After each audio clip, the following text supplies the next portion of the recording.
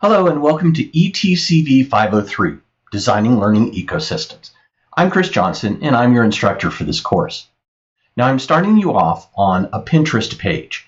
And this is a really good resource to find examples of spaces. I search for learning spaces, but I would also search for learning space design, classrooms. You'll find a lot of good ideas here, and you'll find other good ideas in the references that I've given you in the rest of the course. So let's get started by just kind of giving you a little bit of an overview of what you're going to be doing in 503. First off, what is a learning ecosystem? Well, as with other ecosystems, it's a system that is made up of a variety of different environments. We're going to focus primarily on the physical environment here, but it's also important to keep in mind everything you know about the learner environment, the instructional environment, the digital environment, and the community environment. So to start off, the learner environment is all of the prior knowledge, physical and cognitive characteristics that students have, all of those things that the learner brings to the ecosystem. In the instructional environment, we look at you, the instructor, and all of the instructors you work with in terms of what learning theories are you familiar with, what instructional processes have you used, what tools are you familiar with, and also what support structures are in place for you. Next, we get to the physical environment, which to me is the next innovation in education. Digital tools have transformed teaching and learning. However, we're still doing this teaching and learning in the same boxes we use from like the 1400s. And so the primary focus of this course is going to be look at how all of the other environments come to play within the physical environment to create a new ecosystem. As I mentioned, the digital environment has had a huge impact on teaching and learning. So you're going to want to take everything that you've learned in the program so far, or working with your teammates to learn from them, on what digital tools you'll want to incorporate into your physical environment. And finally, we're not really going to take a whole lot of time related to the community environment outside of the community of your school.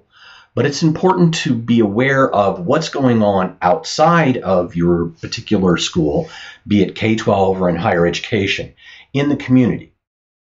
Now, this course is going to be different from any other course that you've taken from me and possibly any other course, in that all of the projects are centered around you developing a prototype model to solve a design challenge. So you'll begin by looking at the Start Here module, which has the syllabus. And also make sure that you read the introductions. I'm going to ask you to introduce yourself within the first couple of days of classes. And then you're going to start with an overview and introduction to learning space. And there are three components here. First, you'll work through an overview of the learning space design project. Then you'll also look at an introduction to space design. And there's 3 assignments within this module. Then notice you're not going to be working on your project alone. While you can redesign or design a new learning space on your own, chances are you're going to be doing it in a team. So you'll be forming a project team of 2 to 4 members, and that's going to be based on interest, how many people we have in class. We'll be working on that through the first week. Now I hear a lot of you groaning, oh no, group work. Well, what we know is that group work doesn't work if it's not structured correctly. So I'm hoping that what you'll find, the materials that you'll find in the Project Teams module will help you to form and successfully work in a team. You'll be documenting your project on a website of your own design. You'll be developing something called the Design Challenge, then working on a model to solve that challenge, and finally you'll do a presentation. Then at the end of the semester, you'll do a final reflection on the overall course. And you receive points just for submitting this. I don't look at it until after the course is over. Then you'll also do a self-evaluation of your work on the team, and you will evaluate each of your team members. So that's it for this course. Remember, the course is basically one project.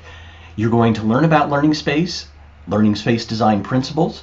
You're going to identify a challenge with an existing physical space, or perhaps create a new learning space. You'll decide that in your teams. You're going to create something that will solve that challenge, and you're going to present it to us, and then reflect on your learning. And that's it for the course. Now, I have to say, this is one of my favorite courses. The work that has come out of this course has been absolutely fantastic, and I'm sure I'm going to see more excellent work from you all. So thanks, and enjoy the course.